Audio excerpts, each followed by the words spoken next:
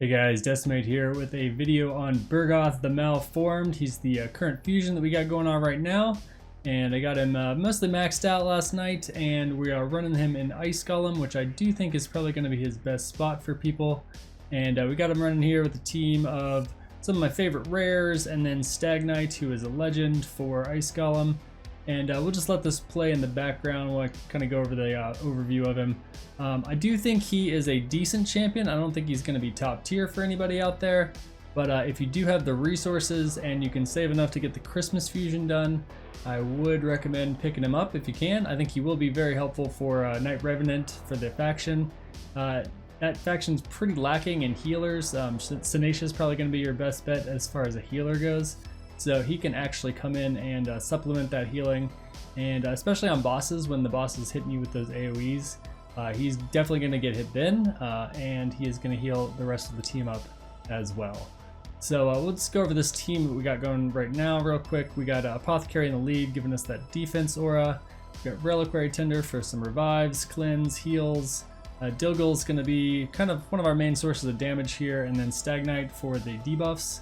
And this team runs it pretty safely. It's not super quick, but this does get the job done. You can see Dilgal just killed himself on that reflect damage, which probably happen again here in a second if they don't just outright kill him. But that's why we have Reliquary Tender in here to protect him, or to revive him, I should say. She's not doing a very good job at protecting him.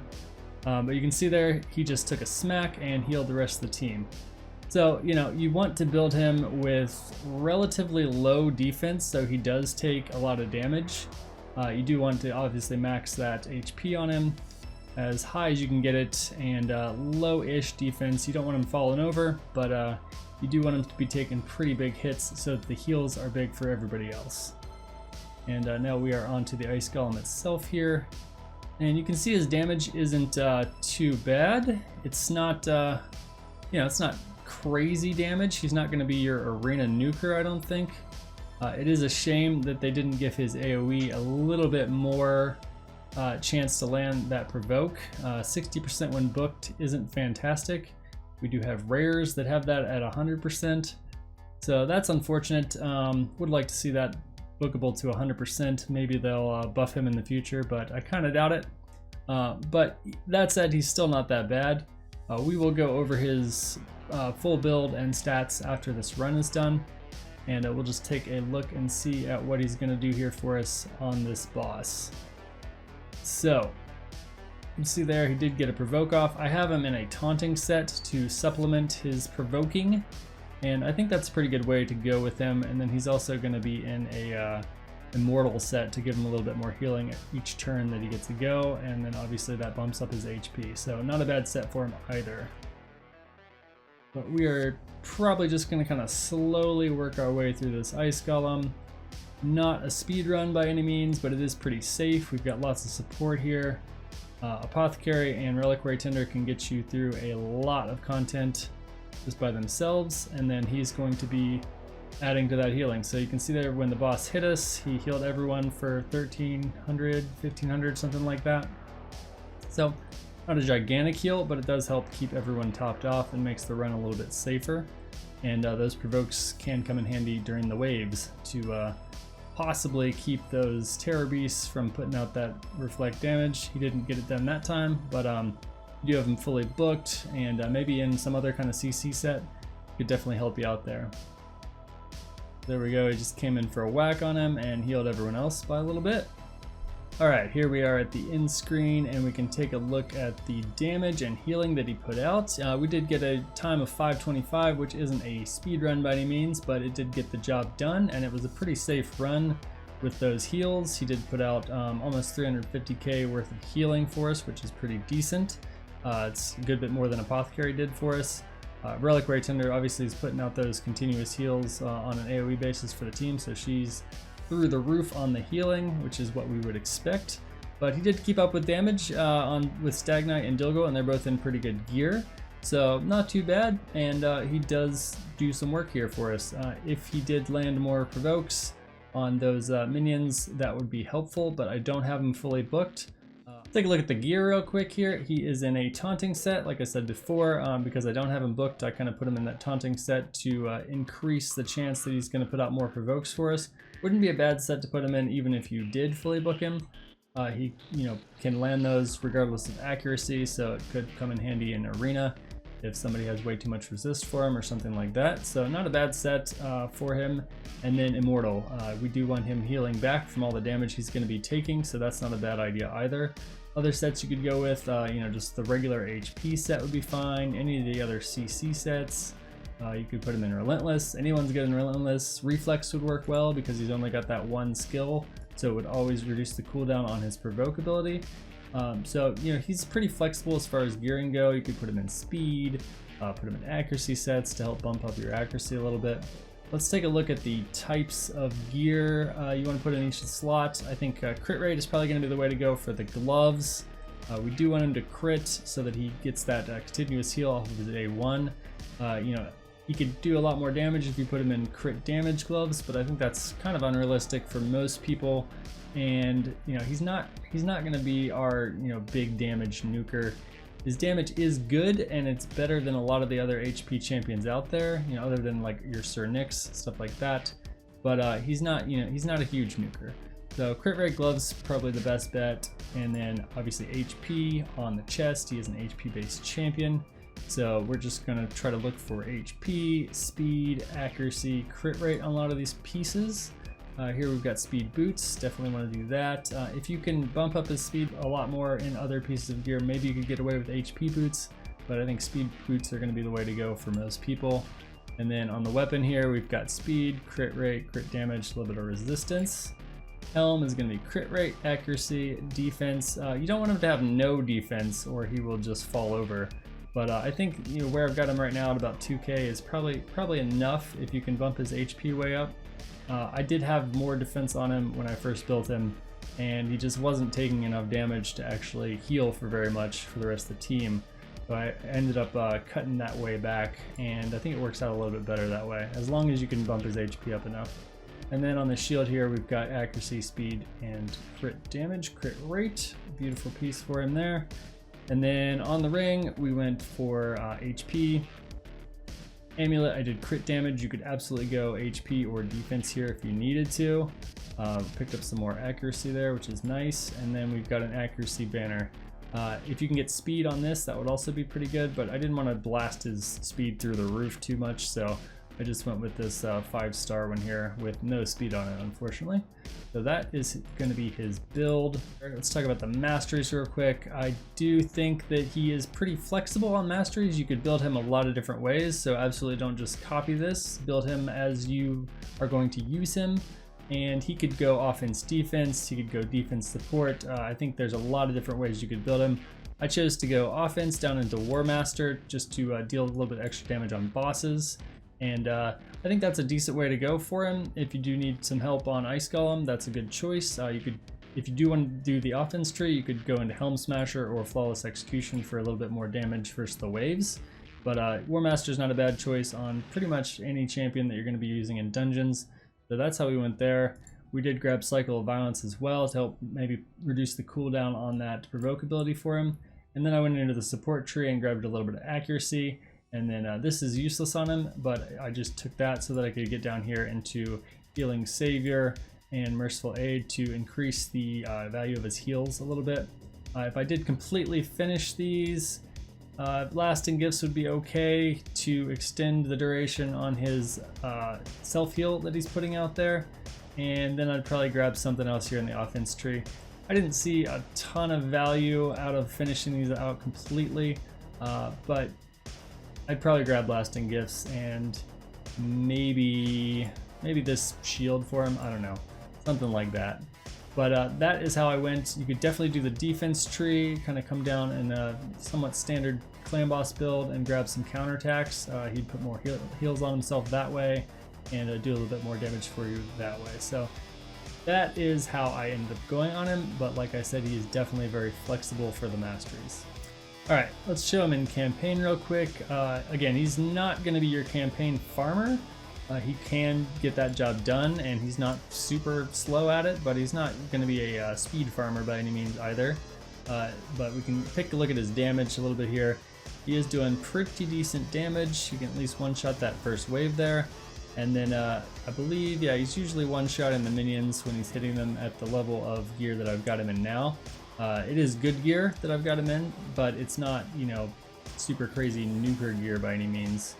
But he is able to clear this in around 30 seconds probably. We'll see what it ends up as. So 28 seconds, not bad. You know, not a crazy campaign farmer by any means, but he can get the job done. And you know, he can level himself up in the campaign pretty easily if you do decide to build him out.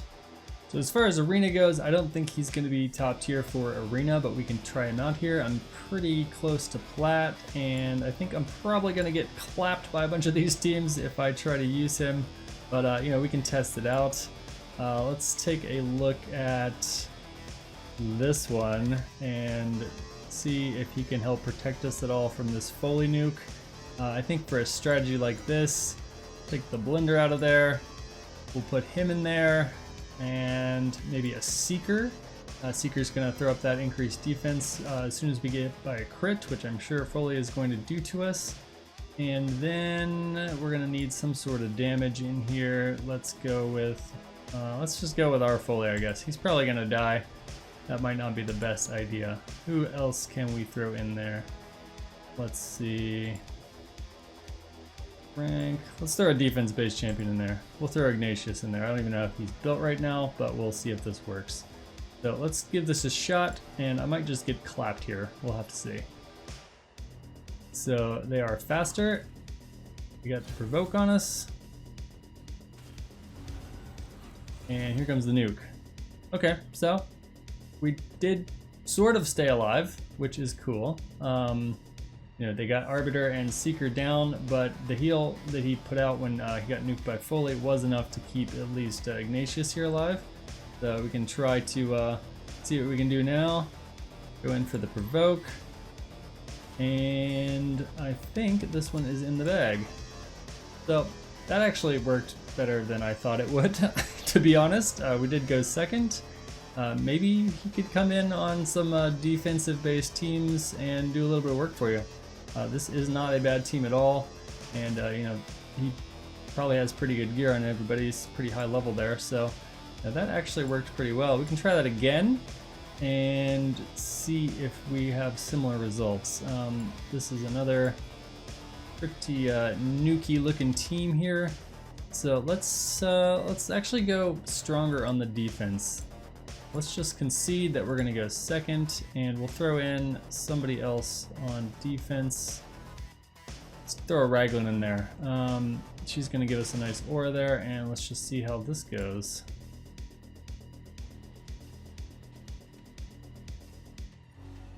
Seeker is already dead.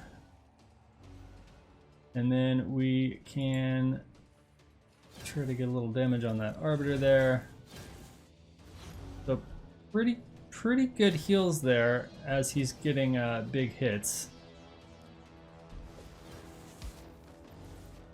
So almost worked. Let's see if we can pull out of this. I think we want to probably get Ignatius alive again. Maybe get a stun off here. Nope. So we might lose this one. Yep. Okay. So we lost that one. You know, kind of still impressed with how well he kept the rest of the team alive. This was just sort of thrown together, and Seeker has almost no defense. He's built for a clan boss for me right now, for an unkillable team. So, you know, actually I think he might be able to come into some arena teams and keep you alive on go second teams. So interesting. Might have to play with that some more. All right, let's do his ratings real quick here. I think for Faction Wars, I'm gonna go ahead and give him a 5. I think he could definitely help you out in Faction Wars. For campaign, I don't know why his ratings are so high here. I don't think he's quite that high. We'll give him a 4. He's not going to clear a Nightmare campaign for you by himself by any means, but he could actually come in as the support and probably help out somebody else that was doing that for you. Arena offense. People are rating him pretty high right now. These in-game ratings are notoriously horrible, so I wouldn't necessarily go off these. But you know, let's give him a 4 for the arena. think maybe a 4. He could be a 5 on arena defense based on what I just saw. That actually surprised me. We're gonna go ahead and keep it a 4 now. I might play around with that some more later, maybe change him to a 5 eventually. For force keep, he'll be fine. Spiders, I don't know if he's a 4. You know, the provoke is nice, but it's only a 60% chance, so it's not like he's locking down all the spiderlings for you. He could possibly come in there and keep everyone else healed up if he's the off affinity. So we'll give him a 4 there as well. That might be a little generous. I'd have to play around with him and spider a bunch to see if that actually makes sense, but you know, it could work out pretty well for you. Void keep, he's going to be fine. Any of the keeps really. Even if he's off affinity, the keeps are going to be fine. Dragon, I don't think he's going to rate well on Dragon. He is going to be off affinity for 20, and he could be kind of a tank target for the minions. So I'd say a 3 or a 4. I think there's probably better options out there for Dragon. I'm going to go ahead and give him a 3 there. Fire Knight also, I don't see him being super helpful. We're going to give him a 3 for Fire Knight. He could, again, come into the team and help a little bit with the healing when the AoE, when the Fire Knight hits everybody, do a little damage there. He's a single hit, and he's not like a super heavy control champ, so he's going to be a 3 or a 4. We'll give him a 3. Might be a 4. And Minotaur, he's going to be fine. He's going to be a 5 on Minotaur. Clan Boss, again, maybe during the AoEs he could do a little bit of healing for you for Clan Boss. I think maybe early game, if you do get this guy, he could come onto your Clan Boss team before you have some actual Clan Boss specialists. But I think he's going to be a 3 there at best, to be honest. Spirit Keep, again, he'll be fine. And then Ice Golem, I think he could possibly be a 4, maybe a 5, depending on the level of your account. I think he could definitely come in and help you out a ton, but he's not going to be on in-game teams, I don't think, so we'll give him a 4 there as well.